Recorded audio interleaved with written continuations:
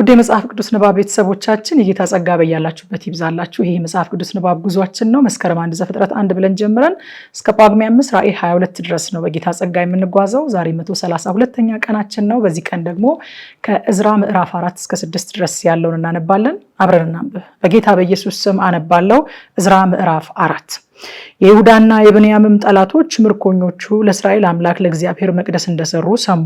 ወደ ዘሩባቤልና ወደ አባቶች ቤቶች አለቆች ቀርበው የአሦር ንጉሥ አስራዶን ወደዚህ ካመጣን ቀን ጀምሮ ለአምላካችሁ እንሰዋለንና እንደናንተም እንፈልገዋለንና ከናንተ ጋር እንስራ አሏቸው። ዘሩባቤልና ኢያሱም የቀሩትም የእስራኤል አባቶች ቤቶች አለቆች የአምላካችንን ቤት መስራት ለእኛና ለእናንተ አይደለም፣ እኛ ለብቻችን ግን የፋርስ ንጉሥ ቂሮስ እንዳዘዘን ለእስራኤል አምላክ ለእግዚአብሔር ቤት እንሰራለን አሏቸው። የምድሩም ሕዝብ የይሁዳን ሕዝብ እጅ ያደክሙ ነበረ፣ እንዳይሰሩም አስፈራሯቸው። ምክራቸውንም ያፈርሱ ዘንድ በፋርሱ ንጉሥ በቂሮስ ዘመን ሁሉ እስከ ፋርስ ንጉሥ እስከ ዳሪዮስ መንግስት ድረስ መካሪዎችን ገዙባቸው። በአርጤክስስም መንግስት በመንግስቱም በመጀመሪያ ዘመን በይሁዳና በኢየሩሳሌም በሚኖሩት ላይ የክስ ነገር ጻፉ። በአርጤክስስም ዘመን ቢሽላም፣ ሚትሪዳጡ፣ ጣብኤል ተባባሪዎቹም ለፋርስ ንጉሥ ለአርጤክስስ ጻፉ። ደብዳቤውም በሶሪያ ፊደልና በሶሪያ ቋንቋ ተጽፎ ነበረ። አዛዡ ሬሁም ጸሐፊውም ሲምሳይ በኢየሩሳሌም ላይ ለንጉሱ ለአርጤክስስ እንዲህ የሚል ደብዳቤ ጻፉ። አዛዡ ሬሁም ጸሐፊውም ሲምሳይ የቀሩትም ተባባሪዎቻቸው ዲናውያን፣ አፈርስተካውያን፣ ጠርፈላውያን፣ አርፈሳውያን፣ አርካውያን፣ ባቢሎናውያን፣ ሱስናካውያን፣ ዴሃውያን፣ ኤላማውያን፣ ታላቁና ኃይለኛው አስናፈር ያፈለሳቸው በሰማሪያና በወንዝ ማዶ ያኖራቸው የቀሩትም አህዛብ ደብዳቤውን ጻፉ። ለንጉሱ ለአርጤክስስ የላኩት የደብዳቤ ግልባጭ ይህ ነው። በወንዝ ማዶ ያሉት ሰዎች ባሪያዎችህ አሁንም ካንተ ዘንድ የወጡ አይሁድ ወደኛ ወደ ኢየሩሳሌም እንደመጡ ንጉሱ ይወቅ። አመፀኛይቱንና እጅግም የከፋችቱን ከተማ ይሰራሉ፣ ቅጥሯንም ያድሳሉ፣ መሰረቷንም ጠገኑ። አሁንም ይቺ ከተማ የተሰራች እንደሆነ ቅጥሯም የታደሰ እንደሆነ ግብርና ቀረጥ መጥንም እንዳይሰጡ የንጉሱም ግቢው እንዲጎድል ንጉሱ ይወቅ። የንጉሱንም ጨው እንበላለንና ንጉሱንም ሲያቃልሉት ማየት አይገባንምና ስለዚህ ልከን ለንጉሱ አስታውቀናል። በአባቶች ታሪክ መጽሐፍ ምርመራ ይደረግ። በዚያም በታሪክ መጽሐፍ ይቺ ከተማ አመፀኛ እንደሆነች፣ ነገስታትንና አውራጃዎችን እንደጎዳች፣ ከጥንቱም ሽፍትነት በእርሷ እንደተጀመረ ታገኛለህ ታውቃለህም። ስለዚህም ይቺ ከተማ ፈርሳ ነበረ። ይቺም ከተማ የተሰራች እንደሆነ ቅጥሯም የታደሰ እንደሆነ በወንዝ ማዶ ክፍል እንደሌለህ ለንጉሱ እናስታውቃለን። ንጉሱም ለአዛዡ ለሬሁም ለጸሐፊውም ለሲምሳይ በሰማሪያና በወንዝ ማዶም ለተቀመጡ ለቀሩት ተባባሪዎቻቸው እንዲህ የሚለውን መልስ ላከ። ሰላም። አሁንም ወደኛ የላካችሁት ደብዳቤ በፊቴ ተተርጉሞ ተነበበ። እኔም አዝዣለሁ፣ ተመረመረም። ይህችም ከተማ ከጥንት ጀምራ በነገስታት ላይ አመፀኛ እንደነበረች በእርሷም አመፅና ሽፍትነት እንደተደረገ ተገኘ። በኢየሩሳሌምም እጅግ ኃያላን ነገስታት ነበሩ። በወንዝ ማዶ ያለውን አገር ይገዙ ነበረ። ግብርንና ቀረጥን መጥንንም ይቀበሉ ነበረ። አሁንም እነዚህ ሰዎች ስራውን እንዲተዉ እኔም እስካዝ ድረስ ይህች ከተማ እንዳትሰራ ትእዛዝ ስጡ። ቸልም እንዳትሉ ተጠንቀቁ። ለነገስታቱ ጉዳትና ጥፋት እየበዛ ስለምን ይሄዳል? የንጉሱም የአርጤክስስ ደብዳቤ ግልባጭ በሬሁምና በጸሐፊው በሲምሳይ በተባባሪዎቻቸውን ፊት በተነበበ ጊዜ ፈጥነው ወደ ኢየሩሳሌም ወደ አይሁድ ሄዱ። በግድና በኃይልም አስተዋቸው። በዚያን ጊዜም በኢየሩሳሌም ያለው የእግዚአብሔር ቤት ስራ ቀረ። እስከ ፋርስም ንጉሥ እስከ ዳሪዮስ መንግስት እስከ 2ኛው ዓመት ድረስ ተጓጎለ።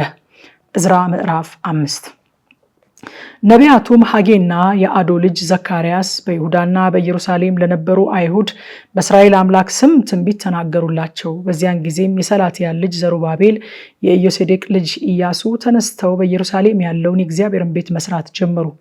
የሚያግዟቸውም የእግዚአብሔር ነቢያት ከእነርሱ ጋር ነበሩ።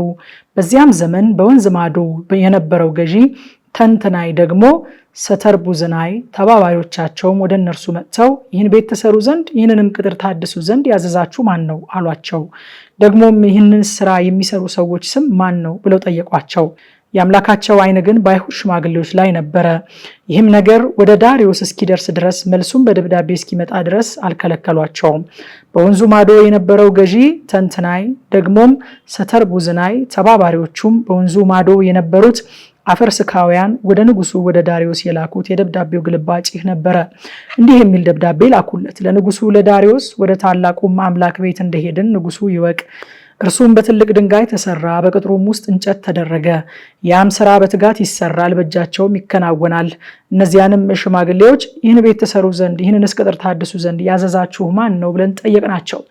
ደግሞም እናስታውቅህ ዘንድ በእነርሱ ያሉትን ሹሞች ስም እንድንጽፍልህ ስማቸውን ጠየቅን። እንደዚህም ብለው መለሱልን፣ እኛ የሰማይና የምድር አምላክ ባሪያዎች ነን። ከብዙም ዘመን ጀምሮ ተሰርቶ የነበረውን ታላቁም የእስራኤል ንጉሥ ሰርቶ የፈጸመውን ቤት እንሰራለን። አባቶቻችንም የሰማይን አምላክ ካስቆጡ በኋላ በከለዳዊው በባቢሎን ንጉሥ በናቡከደነፆር እጅ አሳልፎ ሰጣቸው። እርሱም ይህንን ቤት አፈረሰ፣ ሕዝቡንም ወደ ባቢሎን አፈለሰ። ነገር ግን በባቢሎን ንጉሥ በቂሮስ በመጀመሪያው ዓመት ንጉሡ ቂሮስ ይህን የእግዚአብሔርን ቤት ይሰሩ ዘንድ አዘዘ። ናቡከደነፆርም በኢየሩሳሌም ከነበረው መቅደስ የወሰደውን ወደ ባቢሎንም መቅደስ ያፈለሰውን የእግዚአብሔርን ቤት የወርቅና የብርን ዕቃ ንጉሡ ቂሮስ ከባቢሎን መቅደስ አውጥቶ ሰሳብሳር ለተባለው ለሹሙ ሰጠውና ይህን ዕቃ ይዘህ ሂድ፣ በኢየሩሳሌምም ባለው መቅደስ አኑረው፣ የእግዚአብሔርን ቤት በስፍራው ይሰራ አለው። በዚያን ጊዜም ይህ ሰሳብሳር መጣ፣ በኢየሩሳሌምም ያለውን የእግዚአብሔርን ቤት መሰረተ። ከዚያን ጊዜም ጀምሮ እስከ ዛሬ ድረስ እየተሰራ አልተጨረሰም። አሁንም ይህ ነገር በንጉሱ ዓይን መልካም ቢሆን ይህ የእግዚአብሔር ቤት በኢየሩሳሌም ይሰራ ዘንድ ከንጉሱ ከቂሮስ ታዞ እንደሆነ በባቢሎን ባለው በንጉሱ ቤተ መዛግብት ይመርመር። ስለዚህም ነገር ንጉሱ ፈቃዱን ይላክልን። ዕዝራ ምዕራፍ 6። በዚያን ጊዜ ንጉሱ ዳሪዮስ መዛግብት ባሉበት በባቢሎን ቤተ መጻሕፍት እንዲመረመር አዘዘ። በሜዶን አውራጃ ባለው አህምታ በሚባል ከተማ በንጉሱ ቤት ውስጥ አንድ ጥቅልል ተገኘ። በውስጡም ይህ ነገር ለመታሰቢያ ተጽፎ ነበረ። በንጉሱ በቂሮስ በመጀመሪያው ዓመት ንጉሱ ቂሮስ እንዲህ ብሎ አዘዘ፣ በኢየሩሳሌም ያለው የእግዚአብሔር ቤት መስዋዕት የሚቀርብበት ቦታ ይህ ቤት ይሰራ፣ በጽኑ የሚመስረት፣ ቁመቱ 60 ክንድ ወርዱም 60 ክንድ ይሁን፣ በ3 ተራ ታላላቅ ድንጋይ በአንድ ተራ እንጨት ይደረግ፣ ወጪውንም ከንጉሱ ቤት ይሰጥ።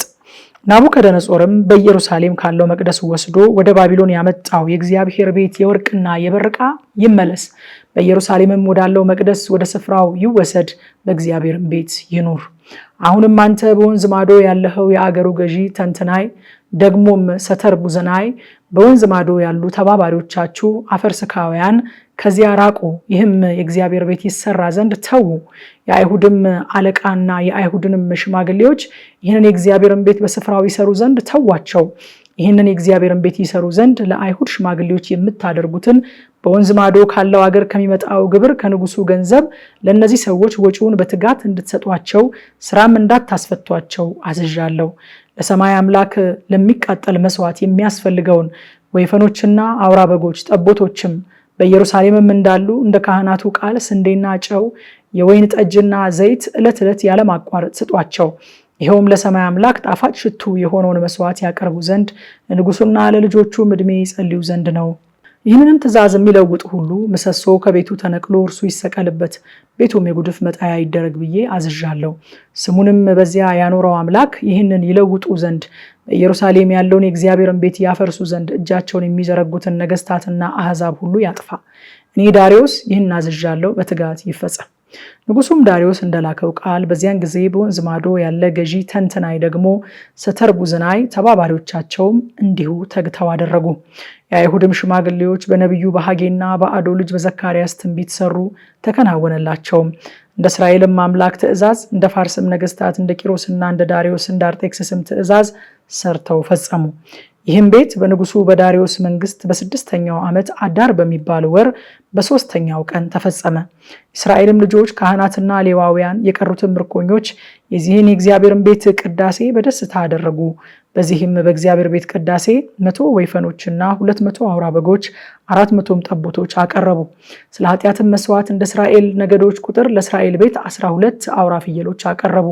በሙሴም መጽሐፍ እንደተጻፈው በኢየሩሳሌም ባለው በእግዚአብሔር አገልግሎት ላይ ካህናቱን በየማዕረጋቸው ሌዋውያኑንም በየክፍላቸው አቆሙ።